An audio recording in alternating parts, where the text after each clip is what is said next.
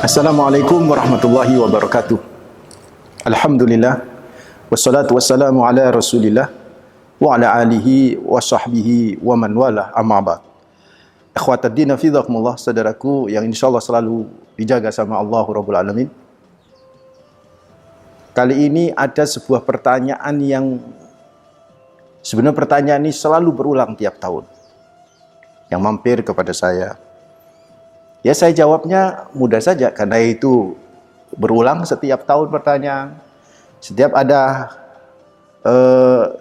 kondisi kayak sekarang ini, Maulid Nabi, ya, itu selalu bertanya, gimana nih Ustadz hukumnya memperingati Maulid Nabi? Gimana ini? Ada artikel kayak begini dan lain sebagainya. Baiklah, saya ingin coba jawab via YouTube Dar Al-Kai Surabaya ini. Dan mudah-mudahan ya menjadi satu di antara sekian jawaban para ulama-ulama yang lain, para ustadz-ustadz yang lain, para dai-dai yang lain, yang bisa menambah khasanah berpikir kita.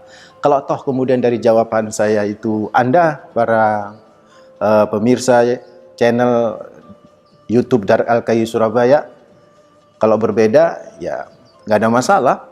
Inilah yang namanya fikih, ini urusan fikih. Yang pasti fihi qaulan, pasti ada dua pendapat, salah satu aqwal atau ada tiga pendapat. Itu sudah lumrah itu saudaraku. Namun saya ingin menjelaskan ketika ada pertanyaan tentang Maulid Nabi ini, apakah yang melaksanakan itu sesat dan wa kullu dhalalatin finnar, dan setiap yang sesat itu ada di neraka. Apakah Maulid Nabi ini bid'ah dan setiap bid'ah itu dhalalah? Dan setiap dolalah itu finnar, ada di neraka. Ya, nanti dulu kita akan coba bahas. Dan kalau Bapak Ibu ingin memahami tentang konsep bid'ah secara moderat, bisa coba link channel di atas ini nanti ada. Itu saya sudah membahas beberapa waktu yang lalu tentang masalah konsep bid'ah yang moderat. Saudaraku ikhwatad din fillah, saya ingin membedakan dulu antara istilah maulid, maulud, dan yang kedua adalah memperingati maulid dan maulud. Jadi kalau kita berbicara maulud dan maulid, saya yakin kok Ustudon, tidak ada perbedaan pendapat di kalangan para alimul ulama. Tidak ada perbedaan pendapat di kalangan para aktivis-aktivis Islam, penggiat-penggiat dakwah. Tidak ada perbedaan pendapat. Kenapa demikian? Nah, ini yang harus dipahami. Maulid dan maulud, kalau dalam bahasa Arab itu dari kata walada. Walada yalidu, waladan, fahuwa walidun, wadaka mauludun, maulidun, mauladun. Kata para ulama-ulama ahli tasyrif, ya, syaraf lah istilahnya ini, walada yalidu waladan, wadaka mauludun, wadaka mauludun, maulidun, mauladan. Jadi ada waladah itu artinya melahirkan. Kalau fahuwa walidun yang melahirkan, wadaka mauludun itu adalah sosok yang terlahir, sosok yang dilahirkan. Maulud itu sosok yang dilahirkan. Maulid itu adalah waktu kelahiran. Kalau maulad itu tempat kelahiran. Jadi kalau istilah maulud Nabi Muhammad SAW berarti yang dimaksud adalah sosok Nabi Muhammad SAW. Kalau ada istilah maulid Nabi Muhammad SAW adalah waktu kelahiran Nabi Muhammad SAW. Kira-kira siapa yang menolak maulud Nabi, sosok Nabi Muhammad SAW? Kan nggak ada, saudaraku. Kalau ada orang yang menolak maulud Nabi Muhammad SAW, sosok Nabi Muhammad SAW yang terlahir di dunia ini sebagai Nabi, sebagai Rasul yang rahmatan lil alamin bagi semua alam semesta ini, kalau ditolak, lah itu adalah termasuk kategori orang-orang yang tidak mengikuti umat atau menjadi umat Nabi Muhammad SAW. Jadi saya usnudon, tidak mungkin ada yang menolak maulud Nabi dalam pengertian ini bahasa, kan begitu. Sama juga tidak ada yang menolak maulid Nabi dalam arti waktu kelahiran. Semua percaya bahwa yang namanya Nabi lahir pasti terkait dengan timing, waktu. Soal kemudian tanggal berapa di bulan apa Nabi lahir, itulah kemudian waktu yang berjalan. Waktu yang berjalan. Yang masyhur dan populer, Nabi lahir kan tanggal 12 Rabiul Awal. Itu maulid Nabi, itu waktu kelahiran Nabi. Jadi nggak ada yang menolak. Jadi kalau berbicara terkait dengan istilah maulud, jamaah maulid, insya Allah nggak ada yang menolak. Yang jadi masalah itu, saudaraku ikhwatadina fidzakumullah, bagaimana ekspresi memperingati kehadiran sosok yang terlahir maulud, yaitu Rasulullah Muhammad SAW, dan bagaimana berekspresi memperingati waktu lahirnya Rasulullah Muhammad SAW, yaitu Maulidin Nabi SAW. Ini yang kemudian bisa jadi terjadi perbedaan pendapat di kalangan para ulama. Terlepas dari perbedaan itu, saya ingin menjelaskan aja dulu. Terserah jenengan sependapat atau tidak. Sesungguhnya ekspresi berharap munculnya sosok Nabi itu sudah dilakukan oleh seorang Khalilullah, seorang Nabi menjadi kekasih Allah, menjadi mbah para nabi seluruh dunia ini, yaitu Nabiullah Ibrahim alaihi salam. Beliau setelah membangun Ka'bah, beliau itu berdoa kepada Allah. Dan doanya diabadikan di Al-Baqarah 129.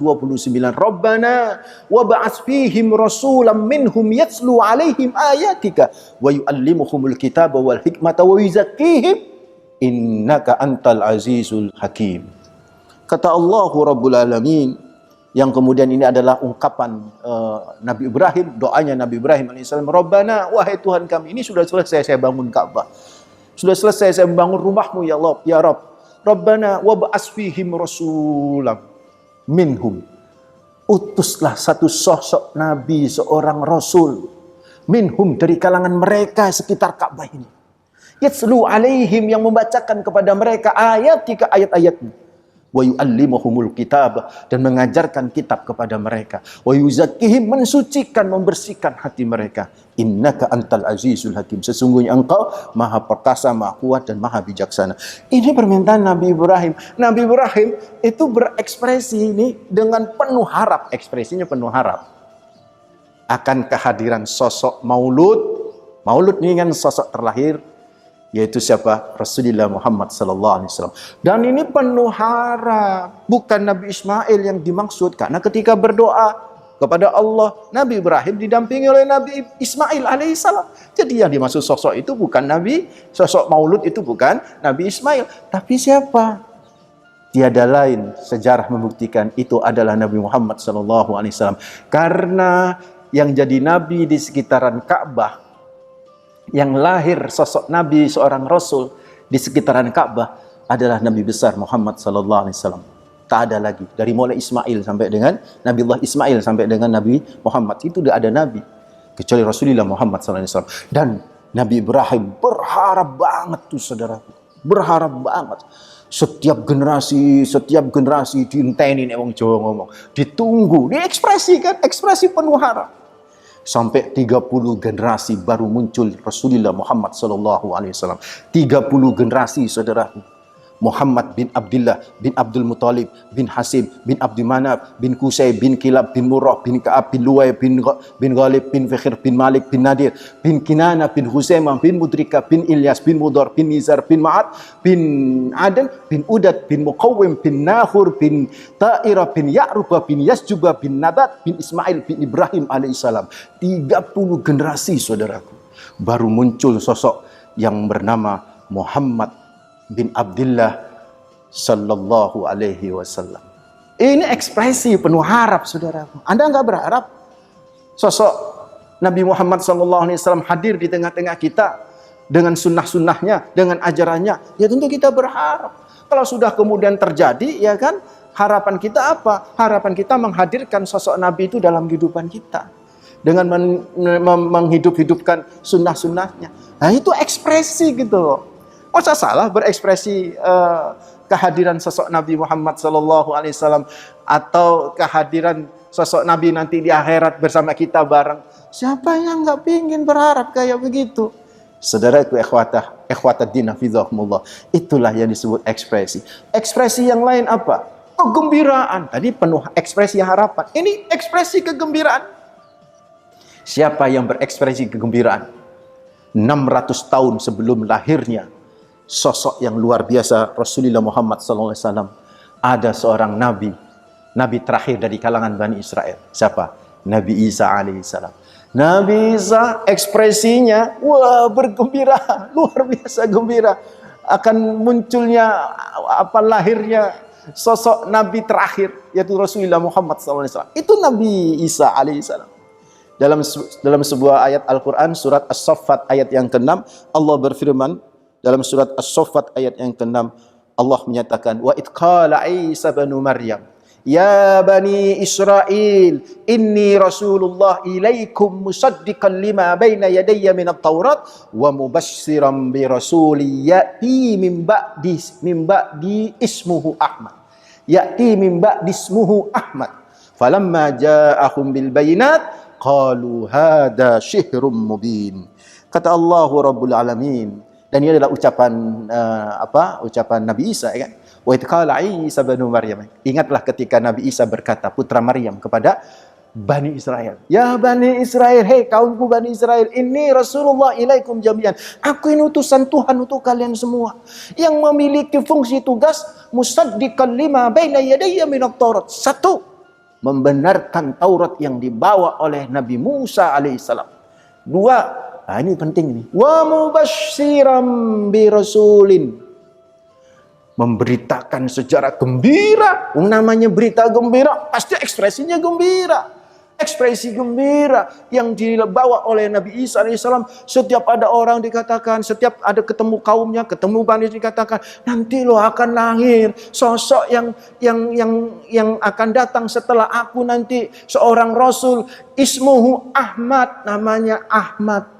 Itu saudaraku. Kenapa namanya Ahmad? Ahmad ini derivasinya sama dengan Hamid, Mahmud, Muhammad. Ini sama, Muhammad, Hamid, Mahmud, Ahmad. Cuma nanti berbeda makna, karena berbeda tasrif. Jadi Ahmad itu superlatif, tafdhil, isim tafdhil. Jadi kalau orang dipuji karena dia sesekali berbuat kebaikan, sesekali ya, itu biasanya disebut Mahmud. Orang yang dipuji, Mahmud, karena sesekali berbuat kebajikan. Tapi kalau dia berkali-kali dia berbuat kebajikan, dalam hidupnya dia berbuat kebajikan, itu biasa disebut dengan Muhammad. Biasanya orang kalau sudah berkali-kali berbuat kebajikan, maka hidupnya itu selalu memuji, namanya Hamid. Jadi memuji itu adalah Hamid. Makanya Nabi Muhammad selalu memuji Allah. Sesungguhnya Nabi Isa juga orang yang terpuji. Nabi Isa juga banyak berbuat kebajikan. Maka beliau juga memiliki gelar sesungguhnya adalah Mahmud dan Muhammad, terpuji. Dan beliau juga, Nabi Isa, Hamid, selalu memuji Allah. Tetapi seolah Nabi Isa berkata, untuk Rasul, seorang Rasul yang datang min ba'di, setelah diriku yang namanya Ahmad tadi, adalah Ahmad, itu lebih terpuji daripada saya. Nabi Isa ekspresi kegembiraannya sampai memuji-muji yang namanya Nabi Muhammad, menganggap Rasulullah Muhammad nanti yang terakhir adalah lebih terpuji daripada diri saya. So, saudaraku ikhwatadina fidakumullah, ini ekspresi kegembiraan siapa? Nabi Isa alaihissalam. Namanya ekspresi itu kan, akan maulud, ekspresi akan maulid. Ya, kita lanjut ya. Yang nama ekspresi itu kan ya selalu berganti-ganti, dinamis. Ekspresi orang kan berbeda-beda. Nah, ekspresi di era milenial itu kan tentunya berbeda, saudaraku. Makanya yang paling penting selama ekspresi memperingati Maulid Nabi itu, saudaraku ikhwatadina fillakumullah, tidak melanggar syariat. Itu saja. Kata kunci tidak melanggar syariat. Misalnya pas waktu Maulid Nabi, ya enggak ya, bulan Maulid kayak begini, ini lebih banyak membaca sirah Rasulullah Muhammad SAW, lebih banyak mempelajari bagaimana karakter pribadi Nabi, lebih banyak mempelajari sunnah-sunnah Nabi Muhammad, kita aplikasikan dalam kehidupan. Nah, itu kan bagus. Atau berekspresi bersolawat kepada Nabi Muhammad SAW, Soal berselawat pakai senandung, pakai hadrah, ya itu ikhtilaf di kalangan para ulama. Kalau ya nggak suka ya rapopo, kan begitu. Jadi saudaraku akhwat tadina fidok, itulah ekspresi. Dan ekspresi bergembira dengan maulid-maulid itu memang sudah diperintahkan loh. Oleh siapa? Oleh Allahu Rabbul Alamin. Lihat surat Yunus ayat 58. Qul bifadlillah wa birahmatihi fabidzalika falyafrahu huwa khairum mimma yajma'un. Katakan ya Muhammad kepada mereka semua, dengan ilmu Allah, dengan karunia Allah, wa birahmatihi, dengan rahmat Allah, fabidzalika falyafrahu. Imam Asyuyuti dan kakek guru kami Profesor Dr. Said Muhammad Alwi Al-Maliki Al-Hasani itu menukil dari Imam Asyuyuti ini bahwa yang dimaksud dengan rahmat ini apa yang diungkap oleh Allah dalam surat Al-Anbiya ayat 107, wa ma arsalnaka illa rahmatan lil alamin. Tidaklah kami utus engkau ya Muhammad kecuali sebagai rahmat bagi alam semesta. Berarti nabi kita Nabi Muhammad adalah rahmat, saudara. Dan kita disuruh bergembira dengan rahmat Allah. Yunus 58. Artinya bergembira dengan rahmat Allah, bergembira dengan maulud dan maulid Nabi Muhammad sallallahu alaihi wasallam. Sosok kelahiran Nabi dan waktu kelahiran Nabi kita bergembira, saudaraku. Sudah tentu kalau bergembira dengan sosok Nabi, ya bergembira dengan ajarannya, bergembira dengan sunnah-sunnahnya untuk terus diamalkan dalam kehidupannya. Seperti itu mestinya kita bergembira, ekspresi bergembira. Dan ekspresi bergembira seperti saya katakan tadi itu ya berbeda-beda dari masa ke masa selama tidak melanggar syariat. Jadi dari penjelasan saya ini, saudaraku akhwat fillah, saya tidak melihat ini memperingati Maulid Nabi ini adalah sesuatu yang bid'ah gitu kan. Mungkin ekspresi yang berbeda-beda jadi bid'ah, tapi kan bid'ah ini macam-macam, ada bid'ah sayyi'ah, ada bid'ah hasanah. Jadi bisa nanti dicek ya di channel kami di tentang mafhum bid'ah moderat, memahami bid'ah secara moderat. Ada bid'ah yang buruk dan ada bid'ah yang baik gitu loh. Imam Syafi'i sendiri yang mendefinisikan seperti Imam Syafi'i seorang ulama besar. Pokoknya kalau ada sesuatu yang baru berlawanan khalafa kitaban wa sunnatan wa ijma'an wa asaran fa huwa al bid'ah ad-dhallah. Ya kalau ada sesuatu yang baru berlawanan dengan Al-Qur'an, berlawanan dengan sunnah, berlawanan dengan asar, ijma', yaitu bid'ah yang sesat. Tapi kalau nggak berlawanan ya itu al-bid'ah al-mahmudah, kata beliau Imam Syafi'i, bid'ah yang terpuji. Jadi kalau ekspresi sekarang misalnya kumpul gitu kan ya, terus zikir bareng, kumpul, kemudian membaca sirah, kumpul, ada pengajian gitu kan ya. Nah itu kan ya bid'ah juga, tetapi kan karena bid'ah dalam arti tidak pernah diungkap atau dilakukan oleh sebelumnya bisa jadi ya. Tetapi kan hasanah, sesuatu yang baik, bukan sesuatu yang buruk dan tidak berlawanan dengan kitaban, wa sunnatan, wa ijma'an, wa asarat. Kitab, sunnah, asar, ijma' sahabat tidak berlawanan. Jadi nggak ada masalah gitu, saudaraku akhwat fillah. Dan lagian Nabi sendiri itu memperingati loh dengan ekspresi yang berbeda. Ketika suatu saat Nabi ditanya oleh sahabatnya, ya Rasulullah, kenapa kau berpuasa di hari Senin? Nabi jawabnya apa? Yang pertama yang dijawab oleh Nabi, bukan karena di hari Senin itu amalan dipaparkan, dilaporkan, bukan. Tapi yang dijawab oleh Nabi, dzaka yaumun wulidtu fihi. Itu hari karena aku dilahirkan. Itu hari karena aku dilahirkan. Berarti kan berekspresi. Jadi kalau sahabat-sahabat dikatakan, sahabat tuh nggak memperingati Maulid Nabi. Loh, sahabat tuh memperingati Maulid Nabi. Karena sahabat itu berpuasa hari Senin. Puasa hari Seninnya Nabi itu adalah karena kelahiran Nabi Muhammad kan. Nabi sendiri dalam riwayat Imam Muslim menyebutkan seperti itu. Itu hari aku dilahirkan. Berarti kalau sahabat berpuasa hari Senin, berarti sahabat itu saudaraku akhwat fillah juga sama. Beliau kalau berpuasa di hari Senin, berarti beliau sahabat-sahabat itu memperingati zikra Maulid Nabi. Namanya memperingati dari kata ingat, eling. Apa dilarang tuh? Ingat lahirnya Nabi Muhammad. Nggak ada pelarangan, saudaraku. Justru mengingat kelahiran Rasulullah seolah mengingat munculnya an-nur, cahaya di muka bumi ini yang membuat kegelapan menjadi sirna, saudaraku akhwat fillah. Tetapi kalau Anda nggak mau memperingati Maulid Nabi, berpendapat peringatan Maulid Nabi seperti yang sekarang di era milenial ini dilaksanakan itu adalah sesuatu yang sesat. Ya sudah, menurut saya udah diem aja, di kelompoknya aja ngomong kayak begitu. Nggak usah membuli, nggak usah ngomong ke teman-teman yang lain yang kemudian berfaham seperti itu. Hormatilah, saling menghormati perbedaan pendapat.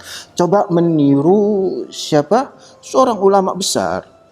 Beliau sendiri ulama ini, saudaraku akhwat fillah, Dia nggak bermaulid Nabi, maksudnya nggak memperingati maulid Nabi. Bagi beliau memperingati maulid Nabi itu tidak pernah dicontohkan di Nabi Muhammad. Siapa yang berpendapat seperti itu? Di antaranya adalah Ibnu Taimiyah, Syekhul Islam Ibnu Taimiyah. Tetapi perhatikan nih, meskipun Ibnu Taimiyah itu tidak senang dengan peringatan maulid Nabi, tidak berpendapat harus memperingati maulid Nabi ya, bukan tidak sedang, tidak berpendapat harus memperingati maulid Nabi misalnya gitu kan. Karena itu tidak pernah dilakukan oleh salaf-salaf sebelumnya gitu misalnya. Tetapi terhadap orang-orang yang memperingati maulid Nabi, beliau husnudzon. Ini kan bagus, ini wise gitu loh. Ini bijak gitu. Dari mana Ustaz tahu? Ada di kitab beliau, nama kitabnya itu adalah, saya bacakan, nama kitabnya itu adalah Al-Iqtisad, Iqtida as-siratil mustaqim. Iqtida itu mengikuti as-siratil mustaqim, jalan yang lurus. Jadi ada kitab beliau namanya Iqtida as-siratil mustaqim.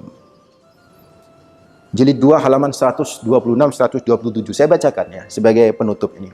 Pernyataan Ibnu Taimiyah, bagaimana sikap yang begitu dewasa dan mestinya harus kita lakukan seperti itu terhadap orang-orang yang mungkin berbeda dengan kita terkait dengan maulid Nabi. Apa kata beliau?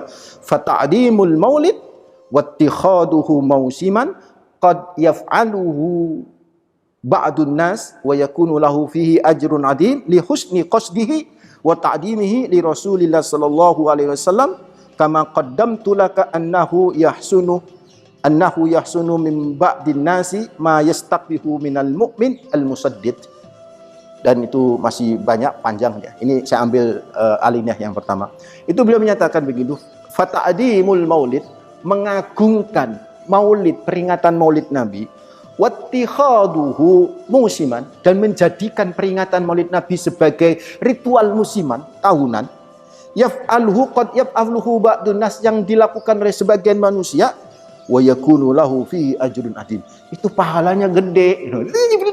Itu pahalanya gede. Kenapa pahalanya gede?